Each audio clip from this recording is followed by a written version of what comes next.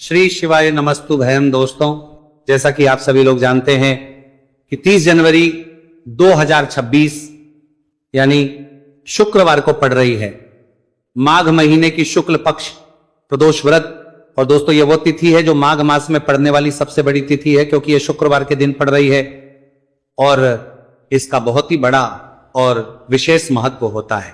पूज्य गुरु जी ने कहा है कि अगर कभी भी मौका लग जाए और माघ महीने की शुक्ल पक्ष प्रदोष व्रत शुक्रवार को पड़ जाए तो आप लोगों को 11 चावल के दाने का उपाय तो अवश्य ही करना चाहिए। इन दोनों का संयोग बहुत ही कम आता है।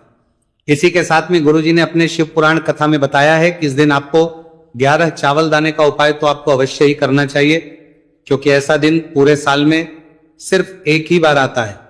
और दोस्तों, आप सभी लोग जानते हो कि शुक्रवार प्रदोष व्रत का अगर सबसे बड़ा कोई उपाय है तो वह 11 चावल के दाने वाला उपाय है। तो दोस्तों, इस शुक्रवार प्रदोष व्रत के दिन आप लोगों को इस 11 चावल दाने वाले उपाय को जरूर करना है। बहुत सारे लोग होंगे जिन लोगों ने इस उपाय को ना किया हो, मतलब पूरा साल निकल गया, उन्होंने किसी भी दिन इस 11 चावल के दाने वाले उपाय को ना किया हो।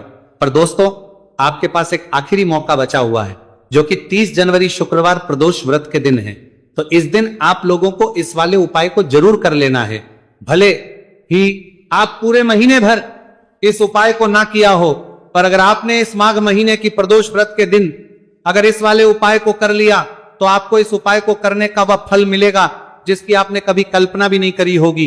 इसीलिए आप लोग इस वाले उपाय को एक बार जरूर महीने करना पर बंद ना कर लेना है, ताकि आप लोगों के हाथ से यह मौका ना जा सके और आपको इस उपाय को करने का फल मिल सके। दोस्तों, यह उपाय पंडित जी ने अपनी अभी की ही श्री शिव महापुराण की कथा में बताया है जी। इस उपाय को आज हम आपको बहुत अच्छे से समझाने वाले हैं। इस वीडियो को देखने बाद इस उपाय को समझने के लिए आपको कोई और वीडियो को देखने की जरूरत नहीं पड़ेगी। तो चलिए दोस्तों, उपाय को शुरू करते हैं। देखिए, यह इस माघ महीने के शुक्रवार प्रदोष व्रत के दिन ये इतना खास होता है, इतना महत्वपूर्ण होता है, देखा गया है। कभी कभी बड़े बड़े पूजा पाठ अनुष्ठान से जो मनोकामना पूर्ण नहीं होते, वो माघ महीने के शुक्रवार प्रदोष व्रत के दिन एक छोटे से उपाय करने से ही आपकी मनोकामना पूर्ण हो जाती है। और बहुत सारे लोग इस उपाय को किया भी है और उनको इस उपाय को करने का फल भी जरूर मिला है। अगर आप लोग भी इस उपाय को करना चाहते हैं तो आप इस उपाय को पहले अच्छे से समझ लेना, सुन लेना, उसके बाद करना, आपको इस उपाय का फल जरूर मिलेगा। और इस उपाय को कर लेने से आपके घर में चाहे किसी भी प्रकार की दुहक और समस्या क्यों ना चल रही हो, आपको उसका कारण भी नहीं पता है कि भाई ये समस्या किसका कारण से चल रही है, उसका भी कुछ कारण हो सकता है, जैसे पितृदोष हो सकता है या किसी भी तरह का मंगल दोष भी हो सकता है। तो इस दिन आप लोगों को ये वाला उपाय करना होगा, लेना है। ये एक ऐसा उपाय है जिस उपाय को अगर किसी विशेष दिन पर किया जाए तो भाई उस विशेष दिन का जो है वह तो हमें मिलता ही मिलता है, पर हमने उस दिन पर इस उपाय को किया है तो हमें उससे भी बड़ा फल मिलता है और फल बहुत जल्दी मिलता है, क्योंकि आप इस उपाय को बहुत ही बड़े और विशेष पर कर रहे हो। तो चलिए अब उपाय के बारे में बात करते हैं, लेकिन उससे पहले आप लोगों को यह जानना आवश्यक है कि आखिर यह उपाय किस समय करना है, किसको करना है और कैसे करना है। तो चलिए हम आगे आपको वीडियो में एक एक करके बताओगे देते हैं। लेकिन उससे पहले अगर आप लोग हमारे चैनल पर पहली बार आए हैं या फिर मेरी आवाज आज पहली बार सुन रहे तो हमारे चैनल को सब्सक्राइब जरूर कर लेना और इस वीडियो को करके कॉमेंट बॉक्स में श्री शिवाय नमस्तुभयम, ओम नमः शिवाय जरूर टाइप कर देना। तो दोस्तों, इस 11 चावल के दाने वाले उपाय को हमें इस शुक्रवार प्रदोष व्रत के दिन कैसे करना है, किसको करना है, किस समय करना है और कहां पर करना है, ये सारे सवालों के जवाब आपको इस वीडियो में मिल जाएंगे। और जो ये वीडियो देखेगा भाई, उसको 11 चावल के दाने वाला उपाय जरूर करना चाहिए, क्योंकि इस दिन एक चावल के दाने का बहुत ही बड़ा और विशेष महत्व होता है। और जब बात आ जाए 11 चावल के दाने की, तो ये सोने पर सुहागा वाली बात हो जाती है और ये एक बहुत ही बड़ा उपाय हो जाता है इस शुक्रवार प्रदोष व्रत का। तो अब दोस्तों, इस 11 चावल के दाने वाले उपाय को आखिर करना किसको है, सबसे पहले हम लोग वो बात जान लेते हैं। तो देखो, घर की जो बड़ी माताएं बहनें होती हैं, उन माताओं बहनों में से कोई भी एक बड़ी माता बहन इस वाले उपाय कर सकती है। और दोस्तों, अगर आप चाहे तो अपने घर में से सभी सदस्यों को भी इस उपाय को करवा सकते हैं। अगर किसी व्यक्ति की खुद की कोई मनोकामना है, खुद की कोई दुख और परेशानी है जो कि वो अपने लिए ही करना चाहता है, इस वाले उपाय को तो वह खुद अपने लिए भी कर सकता है। बाकी अगर कोई घर में से ऐसा है जो कि अपने पूरे घर परिवार की सुख और शांति के लिए यह वाला उपाय करना चाहता है तो भाई वह भी कर सकता है, उसमें भी कोई दिक्कत वाली नहीं है। कहने का मतलब यह है कि इस उपाय को हर एक सदस्य भी कर सकता है और पूरे घर परिवार के सदस्य के लिए घर की बड़ी माताओं बहनों में से कोई एक माता बहन भी कर सकती है। माताएं बहनें अगर घर में उपस्थित ना हो या वो ये वाला उपाय ना कर पा रही हो तो फिर घर का कोई बड़ा सदस्य भी इस 11 चावल के दाने वाले उपाय को कर सकता है, चाहे फिर वो पुरुष ही क्यों ना हो, उसमें कोई भी दिक्कत वाली बात नहीं है। अब दोस्तों इस 3 बल के दाने वाले उपाय को हमें करना कहां पर है? हमें इसे शिवजी के मंदिर में जाकर करना है। बहुत सारे लोग प्रश्न करते हैं हर एक उपाय को करते समय क्या हम इस उपाय को घर पर कर सकते हैं? तो इस वाले उपाय को आप घर पर नहीं कर सकते हो। इस वाले उपाय को करने के लिए आपको शिवजी के मंदिर ही जाना पड़ेगा। उसके बाद में दोस्तों जो अगला प्रश्न निकल कर आता है वही आता है इस उपाय को लेकर कि आखिर इस उपाय को हमें किस समय करना है, सुबह के समय करना है कि शाम के समय करना है? तो देखो इस वाले उपाय को आप लोग सुबह के समय भी कर सकते हो और शाम के समय प्रदोष काल में भी कर सकते हो। अब अगर आप पूछो कि भाई सबसे उत्तम समय कौन सा रहेगा इस 31 चावल के दाने वाले उपाय को करने का, तो हम आपसे बस यही कहेंगे कि इस उपाय को आप सुबह के समय करेंगे तो ज्यादा बेहतर होगा।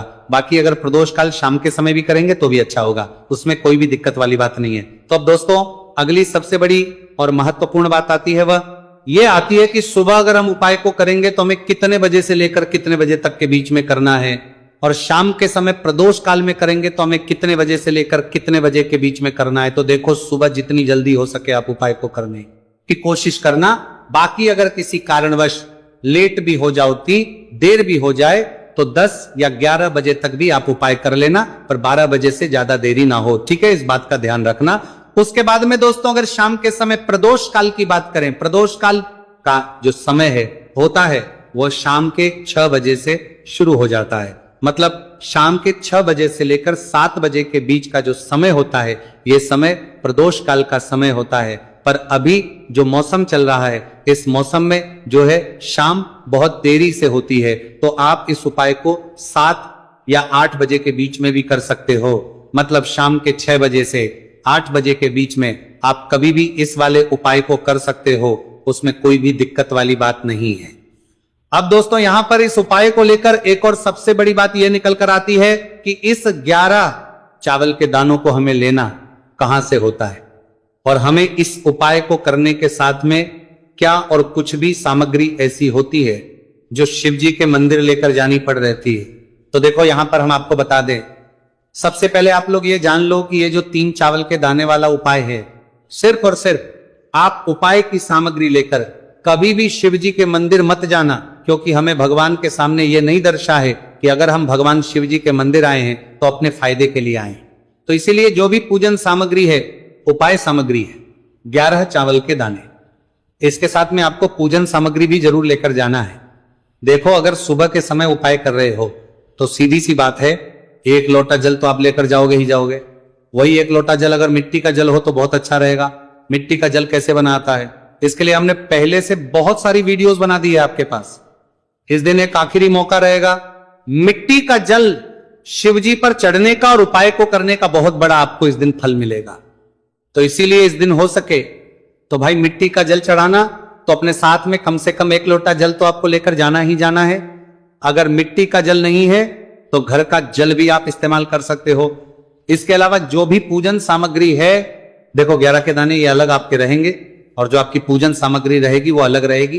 पूजन सामग्री में आप जो भी चीज लेकर जाना चाहे वो लेकर जा सकते हैं, एक बेलपत्र भी लेकर जा सकते हैं, उसमें कोई भी दिक्कत वाली बात नहीं है। वहीं अगर हम बात करें शाम के समय की, तो शाम के समय शिवजी पर जल नहीं चढ़ता है, इसीलिए शाम के समय आप लोग एक दीपक तैयार कर लें जो कि गोल तीखा आटे का शुद्ध देसी गाय का घी का होगा, है ना? इस बात का आप लोगों को ध्यान करना है। और इस दीपक को आपको घर से जलाकर नहीं लेकर जाना है, भगवान शिवजी के मंदिर में जाकर ही जलाना है। इस बात का भी आप लोगों को ध्यान रखना है। अब दोस्तों यहां पर हमें इस बात को समझना है कि ये 11 चावल के दाने हमें लेना कहां से है। क्या हमें दुकान से लेकर आना है या हमें अपने घर से लेना है या कहां से लेकर आना है? और कौन से चावल लेना है, क्योंकि चावल भी बहुत प्रकार के होते हैं। तो देखो, इन सभी सवालों के जवाब आप लोग एक बात में सुन लो कि भाई जो उपाय है, इस उपाय में आपको ये नहीं देखना है कि भाई कौन से चावल है, कौन से चावल नहीं है। बस जो भी चावल ले रहे हो वो चावल का दाना सबूत होना चाहिए, मतलब साबुत होना चाहिए, टूटा हुआ नहीं होना चाहिए, कटा पीटा नहीं होना चाहिए। यह बात आपको ध्यान रखना है। बाकी आपका चावल बासमती हो या सादा चावल हो या कोई सा भी चावल हो, उसमें कोई भी दिक्कत वाली बात नहीं है। तो सीधी सी बात है कि आपके घर के रसोई घर में जहां पर आप बनाते हो, वहां पर जो भी चावल आपके उपस्थित हो, उन चावलों में से अपनी एक कटोरी भर लेना या एक मुट्ठी चावल अलग से निकाल कर रख लेना, क्योंकि हम 11 चावल ही यहां पर इस उपाय में लेने वाले हैं। तो हमें ये चावल के दाने गिनकर निकालने पड़ेंगे, इस बात का आप लोगों को ध्यान रखना है। तो अपने उस चावल की कटोरी में से या चावल में से 11 ऐसे चावल के दाने आप लोग निकाल लो जो कि टूटे हुए ना हो, कट्टे पीटे ना हो, कोई दाग ना लगा हुआ हो, है ना। अच्छे साबुत चावल के दाने 31 दाने आप लोग निकाल कर रख लो और इन्हें किसी भी एक कागज की पड़िया में या किसी एक छोटी सी कटोरी में आप लोग रख लो, ताकि ये सुरक्षित रहे, आपके एक भी चावल का दाना इधर उधर ना हो और आपका उपाय भी पूरा अच्छे से हो जाए। तो भाई जैसे ही आपका उपाय की जो सामग्री है 11 चावल के दाने ये तैयार हो जाते हैं, उसके बाद में आपको जो भी अपनी पूजन सामग्री है सुबह समय कर रहे हो तो 1 लोटा जल और 1 बेलपत्र या पूजन सामग्री जो लेकर जाना चाहो उसकी भी तैयारी कर लेना। और शाम के समय जा रहे हो तो भाई अपना जो दीपक है उसे तैयार कर लेना, ठीक है। और उपाय को करते समय शुद्धता का विशेष रूप से ध्यान रखना, ठीक है। सुबह सुबह स्नान करने के बाद ही उपाय को करने की आप लोग तैयारी करना। उसके बाद अगर शाम के समय की बात करें तो शाम के समय आपको स्नान करने की जरूरत नहीं है, पर शुद्धता ध्यान रखना है। आपको स्नान तो नहीं करेंगे, आप हाथ मुंह धोकर भी इस वाले उपाय को शाम के समय प्रदोष काल में कर सकते हैं, इसमें कोई दिक्कत वाली बात नहीं है। तो आप अपने उपाय की पूरी सामग्री तैयार करके आपके पास ही में जो आपका शिव मंदिर हो वहां पर पहुंच जाइए। सबसे पहले शिव मंदिर में जाकर आप लोगों को उपाय नहीं करना है, पहले भगवान के दर्शन करना है, भगवान से आशीर्वाद प्राप्त करना है, फिर शिव जी की शिवलिंग के पास में आना है। शिवलिंग के पास में आने के बाद जो पूजन सामग्री लेकर आए हुए हैं, जैसे कि सुबह गए हुए होंगे तो 1 लोटा जल और जो भी पूजन सामग्री लेकर आए हैं आप उनसे भगवान शिव जी की पूजन कीजिए। सबसे पहले तो 1 लोटा जल ही चढ़ेगा, फिर आपको एक बेलपत्र श्री शिवाय नमस्तु भयम का जाप करते हुए शिवलिंग पर चढ़ा देना है। उसके बाद में आपकी पूजन सामग्री चढ़ेगी। उसके बाद में अगर दोस्तों शाम के समय अगर आप इस उपाय को कर रहे हो तो अपने साथ कम से कम एक जो दीपक है गोल बाती का जो आप अपने साथ में लेकर गए हो, उस दीपक को मंदिर में जाकर अपनी माचिस से जलाना है और उस दीपक को शिवलिंग के पास में रखना है, ठीक है। इस दीपक को रखने के बाद ही आप लोगों को अपना यह वाला उपाय शुरू करना है और दीपक को ज्यादा पास में मत रखना। वैसे भी गर्मी पड़ रही है, भगवान शिव जी को आंच नहीं लगनी चाहिए, है ना। तो भाई जैसे ही आपकी पूजा अर्चना हो जाती है, आप भगवान शिव जी को प्रसन्न कर लेते हैं। उसके बाद शिवलिंग के पास ही में आप कहीं पर बैठ जाइए, सामने या आसपास जिस जगह पर आपको बैठना हो वहां पर बैठ जाइए और अपने वो 11 चावल के दाने अपने सामने निकाल कर रख लीजिए, क्योंकि अब यहां पर उपाय को यहां पर करने की आपको तैयारी करना है। और इस तरीके से जब आप उपाय करेंगे, पूजन सामग्री करने के बाद, पूजन अर्चना करने के बाद, तो आपको उपाय का फल बहुत जल्दी और बहुत होकर मिलेगा। तो अपने चावल के अपने सामने निकाल कर रख लेना। और ये जो उपाय है ये आपकी सीधे हाथ की हथेली से होगा, इसलिए इस बात का भी विशेष रूप से ध्यान रखना है। तो सीधे हाथ की हथेली का प्रयोग करके ही आप लोग अपना इस वाले उपाय को करना। अपने सामने जो भी आपके कागज की पुड़िया है उसको खोलकर रख लो, या कटोरी है तो भाई उसे अपने सामने रख लो और अपने वो 11 चावल के दाने निकाल लो, ठीक है। उसके बाद में दोस्तों अब आपको क्या करना है कि शिवलिंग आपके सामने होगी तो आपने वो 11 चावल के दाने एक एक करके जहां पर आपने बेलपत्र चढ़ाए हैं आपको शिवजी के शिवलिंग के ऊपर चढ़ाना है। कहां पर चढ़ाना है? शिवलिंग के ऊपर चढ़ाना है, और कहीं पर भी नहीं चढ़ाना है आपको। अपने हथेली से तो शिवलिंग के ऊपर चढ़ाना है, भले ही फिर वो अपने आप जलाधारी पर गिर जाए, ये मतलब वहीं पर गिर जाए, उसमें कोई दिक्कत वाली बात नहीं है। पर आप चढ़ाओ शिवलिंग के ऊपर तो आपको क्या करना है, अपना पहला चावल का दाना उठाना है, श्री शिवाय नमस्तु भयम बोलना है और शिवलिंग पर चढ़ देना है। इसी तरीके दूसरा चावल का दाना उठा है, शिवलिंग पर चढ़ना है और मंत्र बोल देना है, और फिर तीसरा चावल का दाना उठाना है, श्री शिवाय नमस्तु भयम बोलना है और चढ़ देना है। इसी प्रकार से आपको पूरे 11 चावल के दाने एक एक करके शिव जी के शिवलिंग के ऊपर चढ़ाना है और भगवान से प्रार्थना करते जाना है।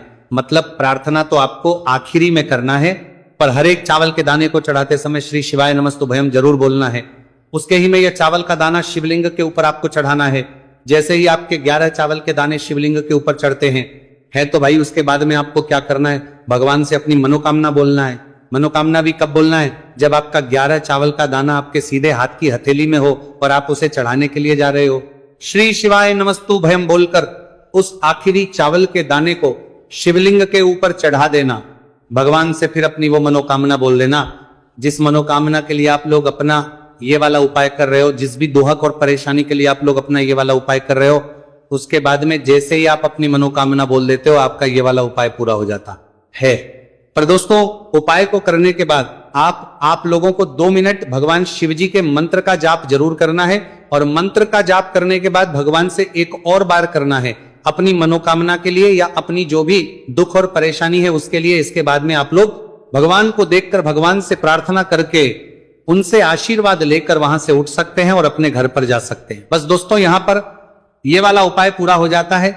इस तरीके से जो भी व्यक्ति छोटी छोटी चीज का ध्यान रखते हुए इस 11 चावल के दाने वाले उपाय को करेगा, निश्चित सी बात है उसे उसकी मनोकामना पूरी होगी और जो भी दुख और परेशानी है वह भी बहुत ही जल्दी दूर होंगे। तो दोस्तों ये थे पूज्य गुरु जी द्वारा बताए गए कुछ बहुत ही खास उपाय। अगर आपको जानकारी अच्छी लगी हो तो वीडियो लाइक करिएगा। मिलते हैं फिर एक नए वीडियो के साथ। श्री शिवाय नमस्तुभयम।